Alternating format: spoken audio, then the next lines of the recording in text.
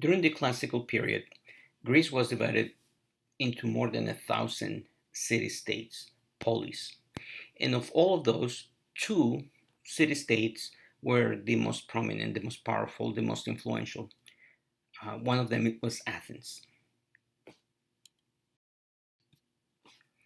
Athens was located in an area called Attica. And as you can see, it's a peninsula. In the At that time was the northern part of Greece, today would be the central section, but at that time was the northern part. And the city state was not only the city itself, but basically the whole section.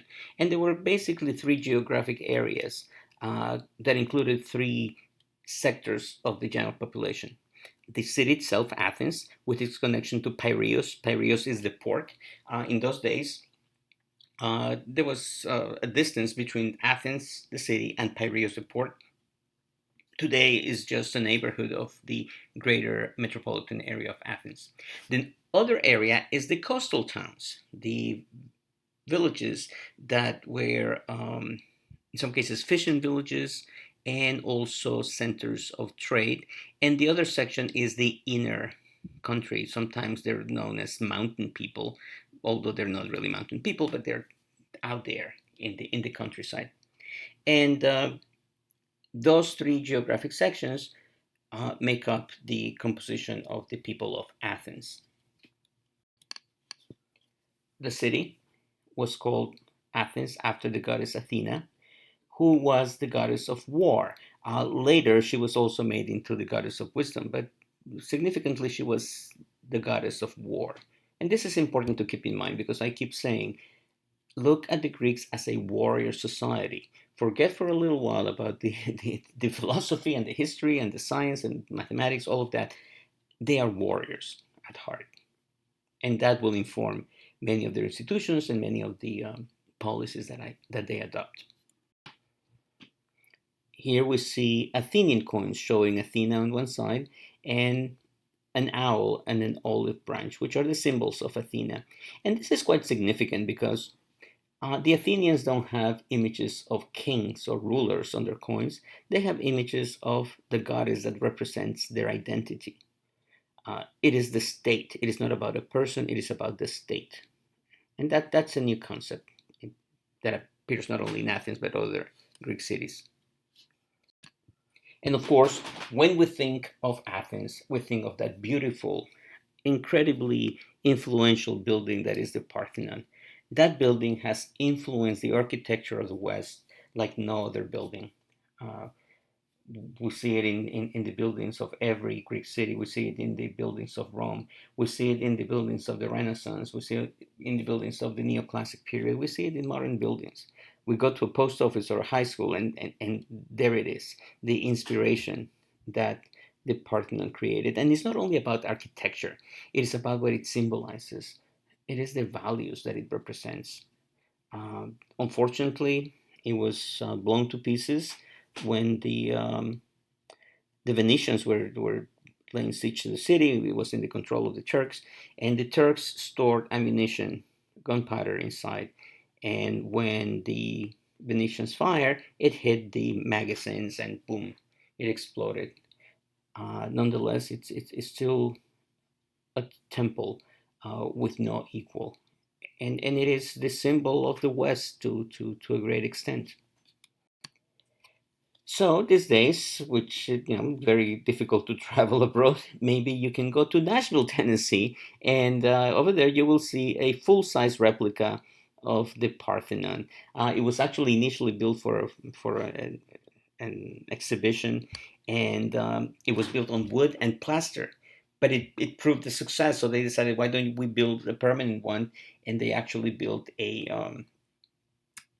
building made of concrete. I mean, it's pretty impressive, but you can see that it's kind of stiff. It's bulky. It doesn't have the grace of the original. But if you like country music and you're interested in Greek history, yeah, take a trip to Nashville, Tennessee. Also, great barbecue, I hear. So, yeah, good thing to explore our country. So who are these Athenians? What is their significance? What makes them so important? And I would say that with the Athenians, we see the evolution of political systems in a way that we don't see with any other state. If you recall, the Spartans had a problem, they found a solution, and they stuck with it. The Athenians are going to explore every imaginable, I would say every imaginable, but many different types of government. We know that early on, the Athenians had a king, like all the other city states, and that disappeared. So they were ruled by aristocracies. That is, a group of families that claimed to be the descendants of the founders. And through an institution called the Areopagus, they ruled. And they were the most important landowners, they were the political and they were the military leaders. Around the year 600 BC, and this date you have to take with a little skepticism. Anything before 550 BC is very tentative. So these dates are just to give you kind of a point of reference, but don't take them as exact dates, please.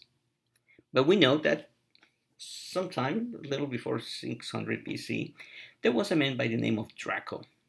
And Draco was asked by the leaders of Athens to provide them with a written code of law.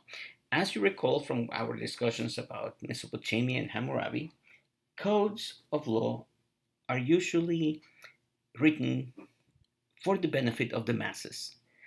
It is usually a ruler who wants to do something good for the masses, or the masses who demand a code, a written set of laws. And Draco provided one. And it was a very draconian code. To this day, when we say draconian, means extremely harsh, extremely severe. If you look at the code of Draco, almost every crime was punished by death. According to one account, uh, they asked him, how come if you steal, the penalty is death? And he said, because I think that's what the person deserves. And the only reason that I don't give a greater penalty to people who commit greater crimes is because there's no other than death. If it was, I would give it to them. So pretty harsh. I would not think that Draco is the best example of a lawgiver. But there's one important thing about the law of Draco, and that is that it did not make many distinctions among the perpetrators of the crimes. Uh, and that's significant because the law of Draco was harsh and it was equally harsh. Eventually, some of the laws of Draco will be repealed, except the ones about homicide. And actually, he's one of the first ones who makes a distinction between accidental homicide and intentional homicide.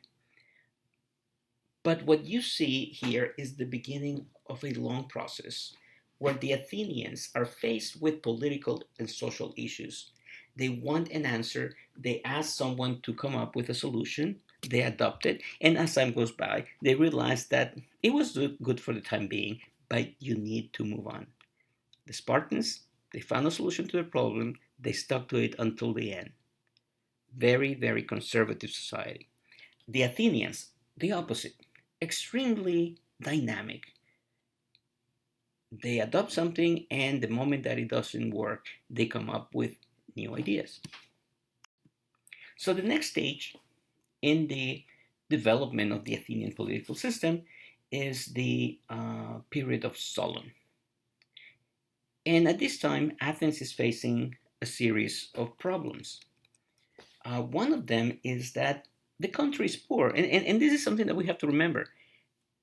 Of all the civilizations that existed at that time, the Greek civilization was the poorest of all. I think I've mentioned before, but if an Egyptian or a Persian or a Mesopotamian visited a Greek city, he would feel extremely uncomfortable because of the levels of comfort.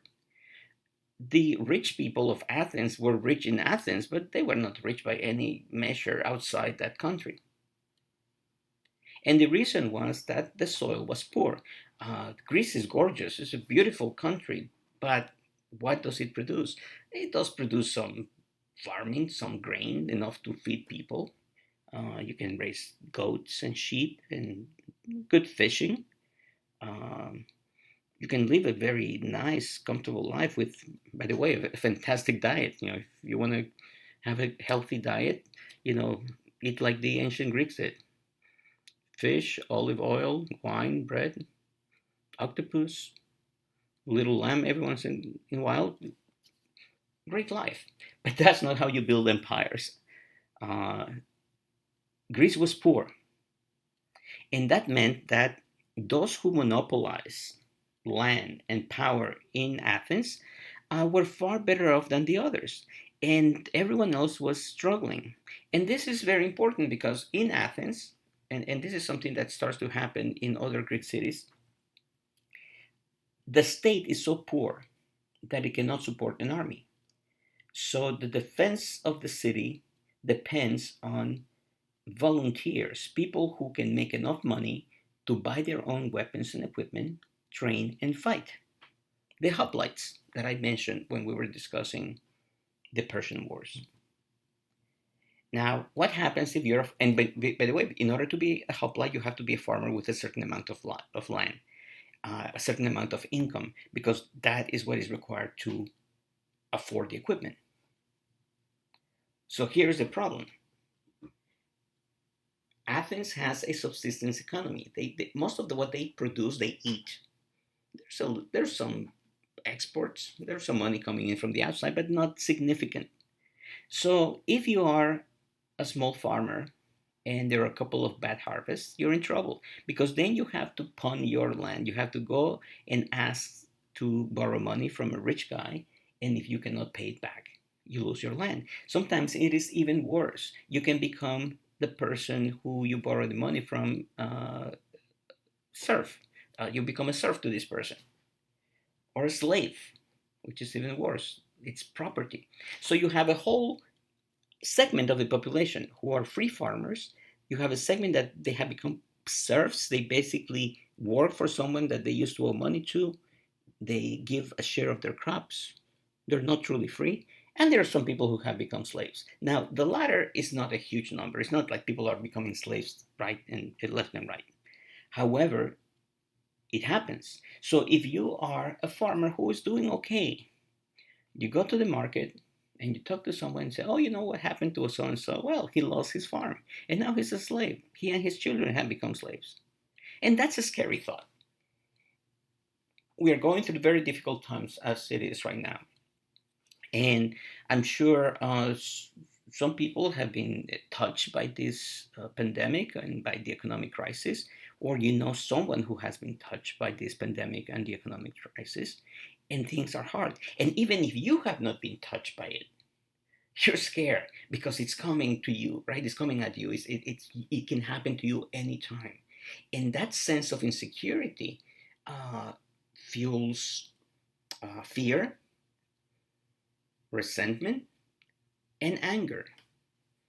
And I think that this is a very timely topic because we're not only in the middle of a world pandemic, but we're now going through a very important social crisis having to do with racism and the treatment of certain segments of our own society. And I believe that this outrage and this uh, people going out into the streets and demanding rights and demanding equality, I don't think this would have happened if the COVID 19 crisis had not occurred before. I think people were tired. I think people were fed up with the reaction of the government, with the inefficiency of the government. And we also saw how unfairly the disease affected certain segments of the population. The disease didn't affect everyone equally. And that is not a natural disaster. That is a man made natural disaster. That is, the natural disaster is the virus, but the conditions that we have created made it worse for certain segments of the population.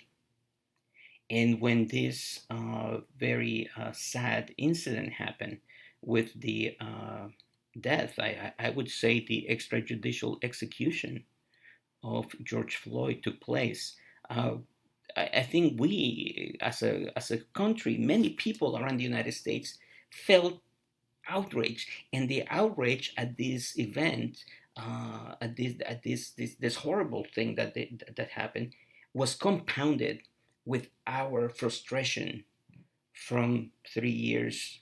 I'm sorry, from 3 months of this pandemic and the reaction of the government to that. And the result is what? It's disorder in the streets. It's in some case violence.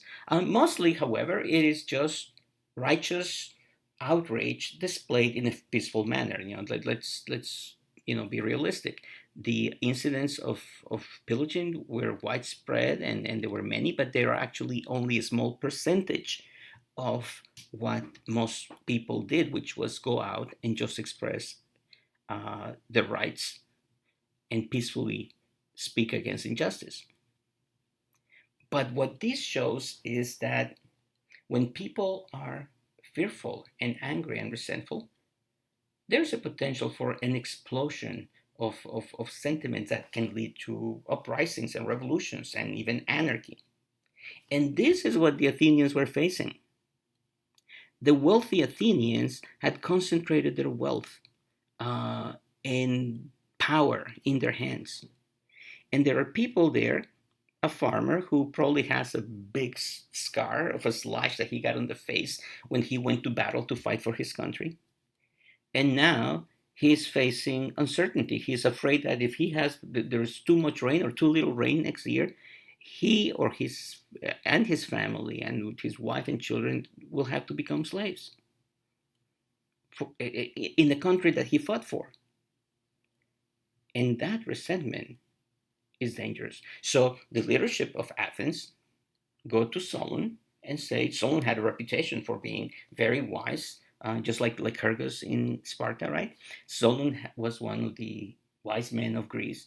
He had traveled, he knew the world. So they said, can you come up with a solution? And Solon did.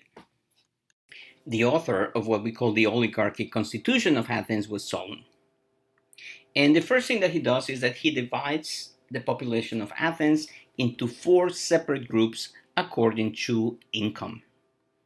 And that means that they conducted a census so they knew how much each person made, how much property each person owned.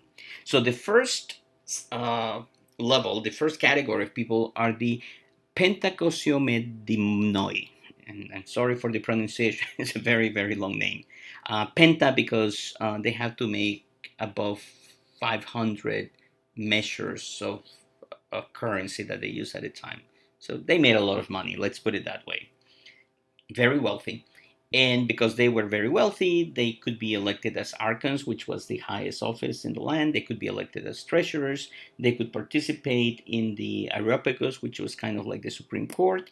They could be members of the Council of 400 that made laws. Every political office was open to them. The second group is called the Hippeis. At one point in history, there was a segment of the population that they had enough money, even though they were not nobility, they had enough money to afford horses to go into battle. Of course, cavalry was not important in Athens at the time, but the title remained. So Hippeis are people who are, I would say, the upper middle class, just below the wealthy people. And they had access to almost every office except that they could not be archons and they could not be treasurers. And then you have the Soigita. And these people could be considered the middle class. These were people who owned enough land to qualify to be members of the army. And remember, if you wanted to be a member of the army, you had to provide your own weapon. You had to pay for your own weapons, which was, pretty expensive. So you could say that the Soigita were a middle class group, and they could be elected to the Council of 400, and obviously had the right to vote. But of course, the upper offices of government were limited. And then finally, you have the Thetis. The Thetis are the lowest classes. They are the laborers. They are people who either own very little land, they're very, very small farmers, or sometimes they don't have any property at all. And while they can be members of the ecclesia, they cannot be elected to any other political office. So that's what an oligarchy is: the rule of the few, meaning that the rule of the wealthy. It is a great improvement, however, from an aristocracy, which is what existed before.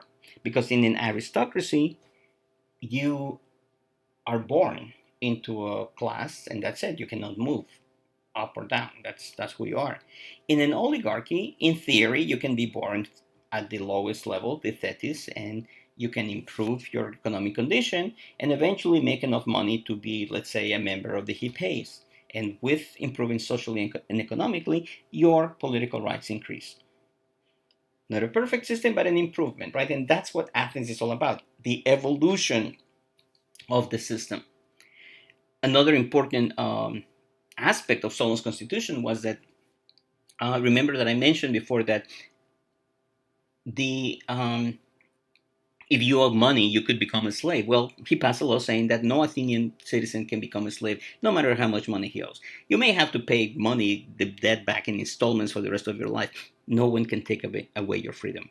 Freedom is an inalienable right of a citizen of Athens. Extremely, extremely important principle. And the other thing that he does is that he will improve the economy.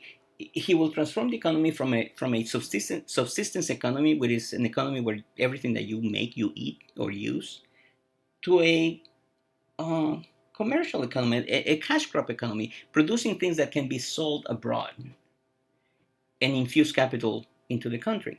So he is going to sponsor the transformation of agriculture. He's going to give incentives so people start planting grapes to produce wine. They start planting olive trees to produce olive oil, which generated a lot of money being sold abroad. Wine and olive oil were big money makers. And that means that the wealthy will become incredibly rich. And those who were so, the poor will become better, the middle class will elevate their status. It helps everyone. And even people who don't own land, if you are smart and you put together a mill, you can use that, not a mill but an olive press, you can use that to make olives into oil, and you're in the business of that. If you're a pottery maker, there's going to be a lot of demand for your pottery. If you don't have that skill, you can buy a couple of mules and then transport things. Or if you're a woman who lost her husband and you have 4 kids and you have no other skills, you can say, you know what? I'll go to the market, buy some fish, grill it, and sell it for the guys who are working loading those ships. And she will make a living. The thing about an economy is that the one element of production trickles down, it generates other jobs, right? Under Solon, things become so good that a lot of foreigners want to go to Athens, and actually they are given the status of metics. A metic, METIC, a metic is a foreigner who, while not a citizen, is legally allowed to live and work in Athens, and it is protected by Athenian laws. A lot of these people come to Athens. Why? Well, the same reason why a lot of people come to New York, right? Because they come for the opportunities. They know that it's a place that is open to the world where you can have a better future.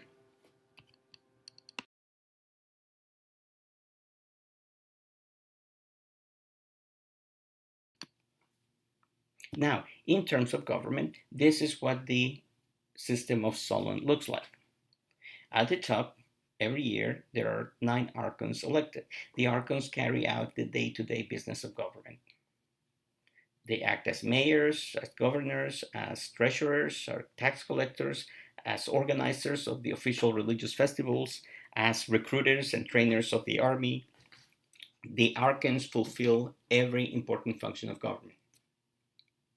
There's a council of Areopagus, and that is the supreme court of the country. So capital cases are tried by the Areopagus.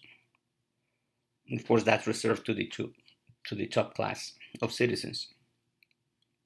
And then there's the bulle, the council of 400. 400 representatives from all of Athens. And the Council of 400 is the one that makes the law. and then the ecclesia. The ecclesia is the assembly of all citizens, and the ecclesia rejects or ratifies the decisions of the council. Again, this is an oligarchy because access to these different offices depends on wealth. So, for example, the most important offices are archons and treasurers. The archons run the day-to-day business. The treasurers, well, they manage the money. Only members of the top group can be elected to those positions, and that tells you a lot, right? So, it is really the wealthy who control that.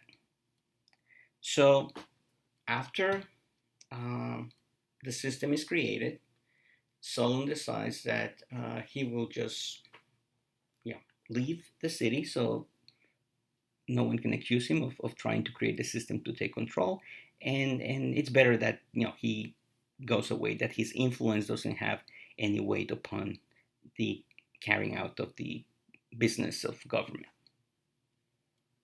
Unfortunately, so Athens improves. I mean, this is a tremendous advance, and Athens becomes Athens. It becomes wealthy. They build more ships, and they make connections to many places, and they build colonies. Athens becomes a leader among the cities of Greece. But as time goes by, the system becomes corrupt because it is the same people being elected to these positions, or it is the people behind those who are elected who are the problem. The wealthy use the government as a tool to improve their already privileged position. Sounds familiar, right? Things sometimes don't change. And there are people who are angry again because the government functions only for some. And it is at this time that a big shock comes through to the system that Solon had created. Ironically, the shock comes from the person who's perhaps the wealthiest man in Athens. His name was Pisistratus. Pisistratus was very rich. The system benefited him. The system was created for people like him. But he was also Athenian. He loved his country, he loved his city, and he knew that there was something wrong with the system. The same people running things, the same people passing laws for their own benefit, the same people ignoring the needs of those who were less fortunate. The same people at the bottom making the sacrifices so that the people at the bottom would live better. So Pisistratus carried out a coup. A coup is when you overthrow the government. And he becomes the first tyrant of Athens. Now, the term tyrant before Aristotle had a very specific meaning, which was someone who comes to power illegally. So, a tyrant could be bad, or a tyrant could be good, or a tyrant could be just mediocre and neutral. In the case of Pisistratus, he becomes a tyrant because he comes to power illegally. For the next 30 years, he controls the political system even though he doesn't hold official positions. But he did something. He Anyone who was his enemy was branded a traitor. And these people escaped. They left the city. So the moment they left, Pisistratus says, well, if you escape, it means that you're guilty, so I'm going to confiscate your properties. So he took the possessions of these people, obviously all very wealthy, sold them, and used the money to beautify the city, to do things that would benefit the city as a whole. So Pisistratus became the champion of the masses. The people love him because he stuck it to those, rich people who had exploited them all along. And there was a satisfying feeling in that. For about 30 years, Pisistratus is going to rule directly or indirectly over Athens. And during those 3 decades, Athens will improve. It will become wealthier. Most importantly, during that time, the Athenian people, the Athenian masses, realized that they have power because Pisistratus was able to take power on his own. He was able to remain in power only because he had the support of the Athenian people, the Athenian masses.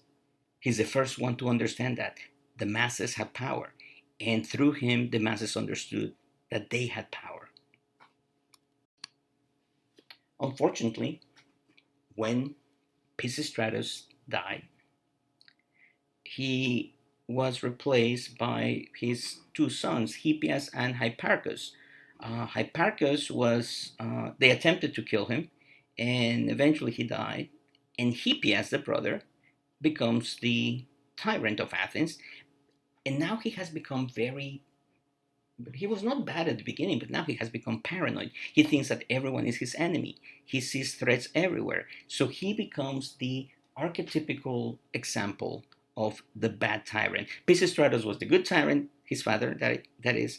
Hippias is a horrible tyrant. He comes to define the term as we understand it today.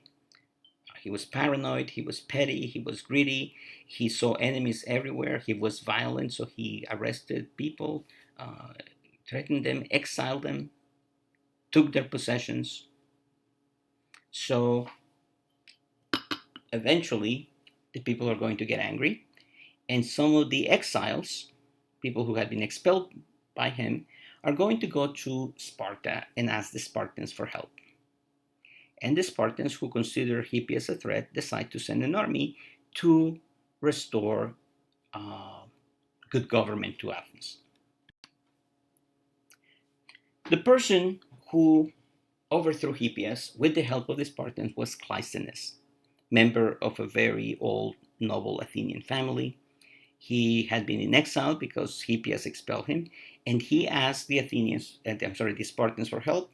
They came in, they installed him. The Spartans wanted Athens to look, well, not like Sparta, but a little more like Sparta. But of course, the Athenians had something different in mind. The Spartans expelled Hippias, and as soon as that happened, they wanted their men back in Sparta. Why? Spartans didn't like their men to be abroad for a long time because then they would get used to the lifestyle of other Greeks, and that would have been horrible for Sparta. So the Spartan soldiers are gone, and now Cleisthenes is in control, and he becomes the founder of a completely new system. We call this system democracy. So Cleisthenes is the father of democracy, although he did not call it democracy. He called it isonomia, which kind of means the same. Iso means the same, so isonomia